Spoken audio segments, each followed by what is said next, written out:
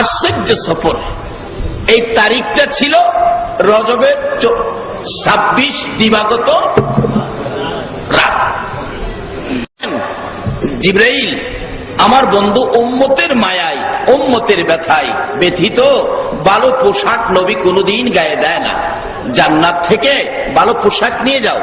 পোশাক সহ, বোরাক সহ নবীজির পাশে দাঁড়িয়ে নবীজিকে ঘুম থেকে জাগালেন। লম্বা ঘটনা, মেরাজের আলোচনা, এক রাত্রে আলোচনা শেষ করার মতো কোন সুযোগ নাই। বোরাকে নবী উঠবেন, পোশাক গায়ে দিলেন, বোরাক চললেন। নবীজি চোখের পানিগুলো জর্জর করে ছাড়তেছে। দাওয়াত করলেন, রওনা হলেন।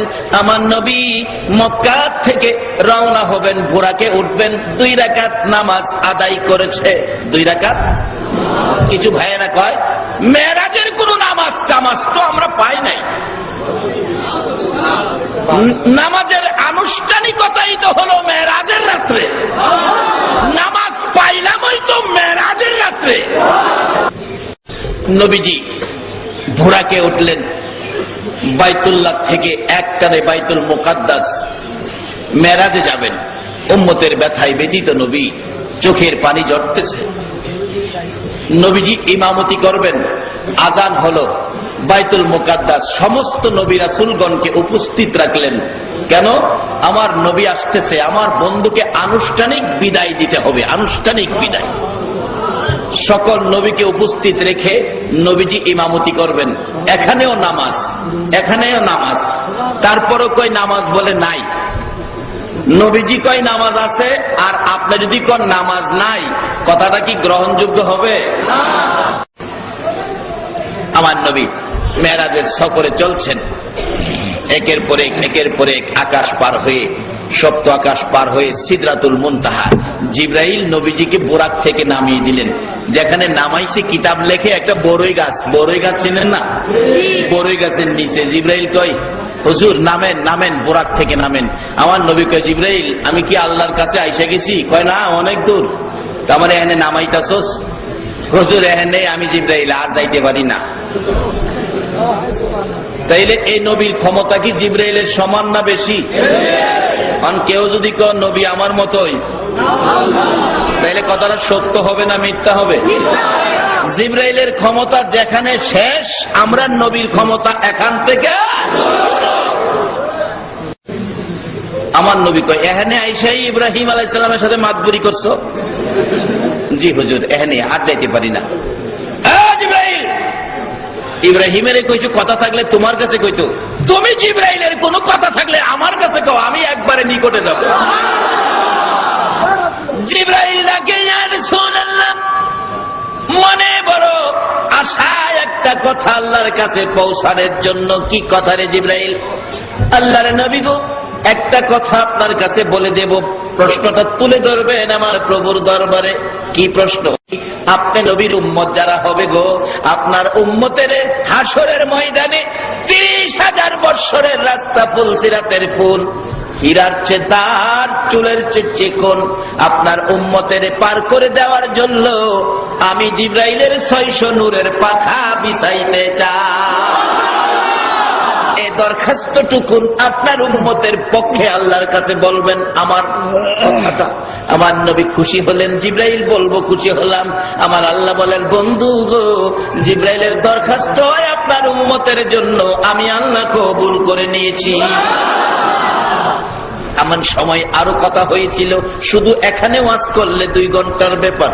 বড়ই গাছ, হাজার হাজার সোনালী রঙের ছোট ছোট পাখি গাছের পাতায় পাতায় বসা, ডাকতেছে আমার নবী, ও জিবরাইল, এত সুন্দর পাখি তো পৃথিবীতে কোনোদিন দেখি নাই।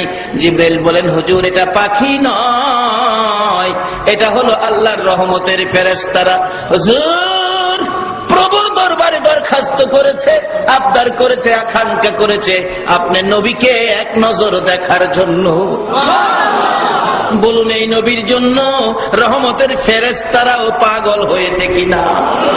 জিবরাইল বলেন, ইয়া রাসূলুল্লাহ, আপনি আসবেন এই সফরে, এই রাস্তায় খবর পাইয়া রহমতের লক্ষ লক্ষ ফেরেশতারা প্রভুর দরবারে দরখাস্ত করেছে আপনি নবীকে একটা নজর দেখার জন্য।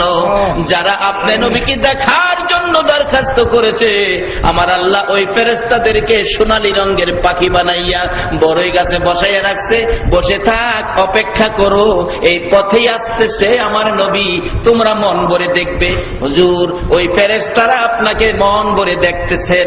আমার নবী জিজ্ঞেস করে, তারা কিচিমিচি করে কি বলতেছে রে জিবরাইল? জিবরাইল বলেন, ইয়া রাসূলুল্লাহ, কিচিমিচি করে অন্য কিছু বলে নাই, তারা আপনার নবীর উপর দরুদ ও সালাম পাঠ করতেছে। নবীজি চললেন, ওখান থেকে রফরফ আসলেন, রফরফে চোয়ার হলেন, নূরের সিংহাসন চলছে, যেখানে জিবরাইল যাইতে পারে না, বুরাক যাইতে পারে না, আমার নবী চলছে। এ নবীর পক্ষ নিলে আপনিও তো ভাগ্যবান হবেন। এ নবীর পক্ষে ছিলেন, বাস্তব ঘটনা বলছি। নবীজির পাও মুবারকে হরিণীর চামড়ার জুতা মুবারক ছিল। আরো সে পৌঁছলেন, আরো সে উঠবেন, নবীজি দেখে পাও মুবারকের জুতা। রাসূল খুলতে চাইলে আরশ কাঁপে। আল্লাহ জিগে, আরশ কাঁপস কি লেগা? আচ্ছা, আরশ কি জানে না? আল্লাহ কি জানে না আরশ কি লেগে কাঁপে? আবার জিগাইয়া বন্ধুর মহব্বত বাড়ায় না কমায়? আল্লাহ জিগাই, আরশ কাঁপস কি লেগা? আরশ কয়, প্রভু গো, কাঁপি তোমার বন্ধুর কদম মুবারকের জুতার ধুলি মুবারকের জন্য। আমরা পাগল ছিলাম, লালায়িত ছিলাম। আপনার বন্ধু তো আরশের সিঁড়িতে জুতা মুবারক খুইলা লাইতেছে। নবী জুতা খুলতে চাইছিল। আল্লাহ জিগাই, বন্ধু কি করেন? আল্লাহ, জুতা খুলি। কেন? আল্লাহ, মুসা নবী তোর পারে জুতা পায়ে দিয়ে গেছিল, আপনি দমক মারছিলেন, আমারও নিয়ে আবার দমক মারেন। আল্লাহ কই, বন্ধু তোমারে তো দূরের কথা, তোমার উম্মতেরও আমি আল্লাহ দমক দেই না।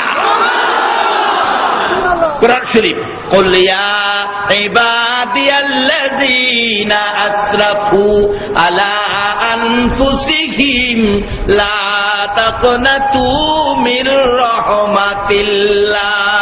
আল্লাহু আকবার।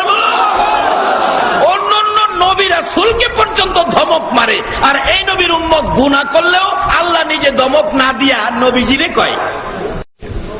নবীজি ডাকতেছে, প্রভু গো, দমক মারছিলেন মুসা আলাইহিস সালাম, মুসা নবীরে দমক দিছিলেন, আল্লাহ আমারে নিয়ে আবার দমক মারেন। আল্লাহ কয়, বন্ধু আমি কি দমক দিব আপনারে? আপনার জুতা মুবারকের ধুলি মুবারকের জন্য আমার আরশ লালাই তৈরিছে, কাঁপতেছে। কেন জুতা মুবারক খুলতেছেন? নবী গো, আপনি খুইলেন না। কই আপনার নবী আর কই মুসা নবী? খুইলেন না, খুইলেন না। জুতা পাই দিয়ে উঠলেন, দেখে এখানে কথা জমে না। আরশ বহনকারী ফেরেশতা আছে, উম্মতের ব্যথা দূর করার জন্য যে পয়েন্টগুলি বলবেন এখানে হইতে। আমার আল্লাহ চলছেন, আগে আগে যায়, আমার নবী পিছে পিছে যায়। রফরফ নয়, বুরাক নয়, শুধুমাত্র আমার আল্লাহর প্রেম প্রাসাদে যাওয়ার জন্য আল্লাহর সরাসরি ভালোবাসার গাড়িতে নবী উঠেছে। এখানে রফরফ নয়, বুরাক নয়, শুধু আমার আল্লাহর ভালোবাসাই চলছে। যাইতে যাইতে যাইতে যাইতে লম্বা ঘটনা, বসলেন যে জায়গাটায় কোরআনের ভাষায় কাবা কাউসাইন। কাবা কাউসাইনে বসে বন্ধুর সাথে বন্ধুর কথা চলছে। আমার নবী কিছুদিন পার হয়ে গেলি নবীজি ডাক দেয়, প্রভু গো, আমি যে এতদিন আপনার এখানে কাটাইতেছি, না জানি আমার আবু বকর ঘুম থেকে উঠে ইয়া রাসূলুল্লাহ বলে কান্দে। আমার আল্লাহ বলেন, বন্ধু গো, তোমার আবু বকর উঠবে না, আমি ভালোবাসার ইঞ্জেকশন দিয়ে আবু বকরকে ঘুম পাড়াইছি। আমার মন বলে, আজকে যারা আরামের ঘুম হারাম করে বাড়িঘর ছেড়ে মেরাজুন নবীর মাহফিলে বসে আছো, আমার আল্লাহ বুঝি তোমাদেরকেও আমার নবীর ভালোবাসার ইঞ্জেকশন দিয়েছে।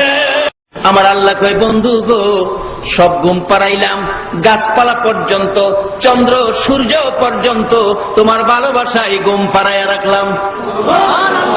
কারণ সবই তো সৃষ্টি হয়েছে তোমার উসিলাই। আজকে তোমার ভালোবাসার এই খেলাই চলবে, আর সব বন্ধ হয়ে থাকবে। আল্লাহ কয়, বন্ধু তুমি আর আমার কথাগুলি সজাগ, সব ঘুমায় রয়েছে। একটানা 27 বছর, একটানা কত বছর চলছে? 27 বছর। আল্লাহু আকবার বলুন। তারপরেও বন্ধুর সাথে বন্ধুর কথা পুরায় না। আমার আল্লাহকে বন্ধু চাইছিলাম আরো কয়দিন রাখতে, যাইবেন গা, যান। তাই আপনি না উম্মতের দরদি, উম্মতের জন্য কি নিবেন? কিছু নিবেন না?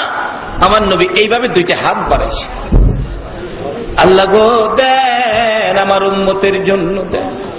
আমার আল্লাহ কয় বন্ধু যান, আপনার উম্মতের জন্য 50 ওয়াক্ত নামাজ দিয়ে দিলাম। কয়ক্ত? পরি কয়ক্ত? 45 কি হইছে? বাদ হইছে। 45 যে বাদ হইল, এটা বাদ করুন লাগবো, এটা আল্লাহ জানে না। খামাখা দিল কি লিগা? দেওয়ার কারণ হইল বন্ধু সাথী রাইকা দিচ্ছি, আবার আইবা। এবার নবী আইসা পড়ছে, খুশি। আইসা সকালবেলা ঘোষণা দিলেন, ও সাহাবীরা, আমি তো এই রাত্রে আমার মেরাজ হয়েছে, বাইতুল্লাহ থেকে বাইতুল মুকাদ্দাস, ওখান থেকে বুরাকি করে প্রথম আসমান দ্বিতীয় আসমান পাড়ি দিয়ে একবারে কাবা কাউসাইন পর্যন্ত আমি গিয়েছি। কিন্তু আবু জাহেল সৈন্য কয়, এত দিনে গিয়া আব্দুল্লাহর পোলার মাথা পুরা খারাপ হয়েছে। নাউজুবিল্লাহ, আসতে কইলেন। এটা হলো আবু জাহেলের ভাষ্য। আর আবু বকর কি কয়? আবু জাহেলের কাছে শুনছো আবু বকর, তোমার নবী কি কয়? এক রাত্রে বলে বাইতুল মুকাদ্দাস, মাসের পর মাস লাগে যাইতে। এক রাত্রে গেছে, আকাশে গেছে, সিদরাতুল মুনতাহা গেছে, কই বলে গেছে, জান্নাত জাহান্নাম বলে দেখছে। এটা কি সম্ভব? আবু বকর বলে, আবু জাহেল কথাটা কে বলছে? তোমার নবী কইছে। আবু বকর একটা চিৎকার মারছে, এরে আবু জাহেল, আমার নবী জীবনে কোনোদিন মিথ্যা কথা কয় না। যদি আমার নবী বলে থাকে আমি 100% মেনে নিলাম নবীর কথা সত্য। ওদিন থেকে আবু বকরের নামের লকব উপাধি কি হলো? আবু বকর সিদ্দিক। যে আবু বকর বেহেশতে পাও না দেওয়া পর্যন্ত কোন নবীর উম্মত বেহেশতে যাওয়ার অধিকার পাবে না। এবার সমস্যা হলো, সামসা যে ছিল ইহুদি, সামসারা সামসামি কইরা মহাজনের কাছ থেকে কিছু টাকা পয়সা নেয় না, টাকা পয়সা লইয়া চুমা খাইছেন, 10 টাকা দিয়েছিল, চুমা খাইয়া বাজারে গেছে, বাস তরকারি কিনা বাড়িতে গেছে, কই বিবি শুন, আব্দুল্লাহর পোলা বলে এক রাইতে করতে কই গেছে, 27 বছর বলে কাটাইছে। এটা কি সম্ভব? মহিলারা সাধারণত একটু নরম, মন নরম থাকে, তো মহিলা ইহুদি হইলেও মহিলা কয়, স্বামী এটা আব্দুল্লাহর পোলার পক্ষে সম্ভব। ইহুদি কয়, তুইও যেমন হেই তালই লইছস, তুই যেমন হেই লাইন লইছস, তাড়াতাড়ি মাছ তরকারি কুইটা পাক কর, খাইতে যামু, খামু, পেটে কিদা। এই গেছে গোসল করতো, পুকুরে ডুব দিছে। আল্লাহ কয়, মেরাজ বিশ্বাস করতে না, 27 বছর বুঝাইতাছি তোরে। ডুব দা উঠতে দেহে মেশিন পত্র চেঞ্জ, আসিল জেন্টস হয়ে গেছে লেডিস। হায় হায়, দেহে পরনে কাপড়ও নাই, কি বিপদ রে। রাস্তা দিয়ে যাচ্ছে রাজকুমার, ঘোড়া দৌড়াইতেছে, যুবক ছেলে তো, যুবকরা যুবতীরে দেখলে কি কন, একটু তাফালিং করে না। রাজকুমারের শাল, দামি শাল দিয়ে দিছে, শাল গায়ে জড়াইয়া উপরে উঠায় আছে, লইয়া দৌড় বাড়িতে, বিবি আসস তুই এখন? যায় দে বিবি মাছ কাটে, করে তুই অহনো বাচ্চা, 27 বছর মাছ কাটস? ওই ভাগল কই কি দাওটা দিয়ে 2টা বাক করবো, কই দেখ বাক করিস করিস, 27 বছর কাটাইছি, কি কও? গোসল করছি, মহিলা হয়েছি, রাজকুমারে বিয়ে করছে, কয়েকটা ফুলামায়ার মা হয়েছি, কত রাত না ঘুমায়া কাটাইছি, আবার ডুব দিছি, পুরুষ হয়েছি, 27 বছর কাটছে, আয়া দেখি তুই মাছ হয়ে কাটস। এবার মহিলা কয়, স্বামী সত্যি কইছো? তাহলে তোমার যদি মাছ কাটার সময়ের ভিতরে 27 বছর ছেলে পুরুষ হইয়া, মেয়ে হইয়া, বিয়া বইয়া, বাচ্চার মা হইয়া, আবার পুরুষ হইয়া বাড়িতে মাছ কাটাত পাইতারো, এই মাছ কাটার সময়ে তোমার যদি এই অবস্থা হইতারে, তাহলে আব্দুল্লাহর পোলার কিছু সময়ে 27 বছর হইতে পারে না? আপনারা কি কন, পারে কিনা? এই হলো মেরাজের প্রেমের খেলা।